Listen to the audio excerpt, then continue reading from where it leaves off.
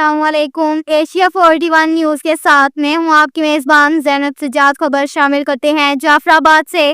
ہمارے bureau chief انجم کاکڑ کے مطابق جماعت الصالحین پاکستان کے مرکزی سربراہ صاحبزادہ محمد خالد سلطان قادری نے سندھ بلوچستان کی سرحدی پٹی کے علاقہ گوٹ کریم بخش کھوسہ کی سعادات مسجد شریف میں سائیں احمد نواز شاہ کی سربراہی میں سائیں علی نواز شاہ کے والدین کی روح کے اصالت ثواب اور سعادات مدرسہ میں زیر تعلیم 4 حفاظ کرام کی دستار بندی کے موقع پر معراج مصطفیٰ کانفرنس میں خطاب کرتے ہوئے کہا کہ نماز قائم کرو، نماز مومن کا معراج ہے۔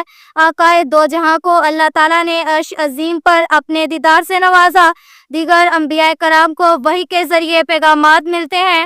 حضرت موسیٰ نے جب اللہ تعالیٰ کا قرب اور دیدار کا تقاضا فرمایا تو کوہ طور پر اللہ تعالیٰ نے اپنے نور کا انتہائی مختصر حصے کی روشنی ڈالی تو حضرت موسیٰ کی نظر بہت تیز ہو گئی اور 2 کلومیٹر کے فاصلے پر چونٹی کو گھومتے ہوئے بھی دیکھتے تھے۔ معراج کے موقع پر اللہ تعالیٰ نے اپنے حبیب کے اتنے قریب ہوئے کہ کوئی فرق باقی نہ رہا اور اللہ تعالیٰ کی طرف سے تمام راز نبی آخر الزمان کے سینے میں محفوظ ہو گئے۔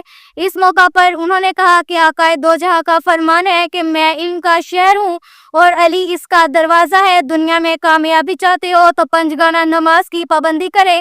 بروز حشر نماز کا سختی سے پوچھا جائے گا۔ ہدیہ نعت کی سعادت حافظ عبدالغنی کھوسہ نے حاصل کی۔ پروگرام کے آخر میں امت مسلمہ فلسطین کے مسلمانوں، افواج پاکستان اور گوٹ کریم بخش کے علاقہ میں رہنے والوں کی سلامتی بھلائی کے لیے خصوصی دعا کی گئی اور نماز جمعہ باجماعت مرشد کریم نے سعادات مسجد میں پڑھائی۔ اب تک کے لیے اتنا ہی کافی ہے۔ ملتے ہیں اگلے بلیٹن میں، ہمارے ساتھ رہیے گا۔ اللہ حافظ۔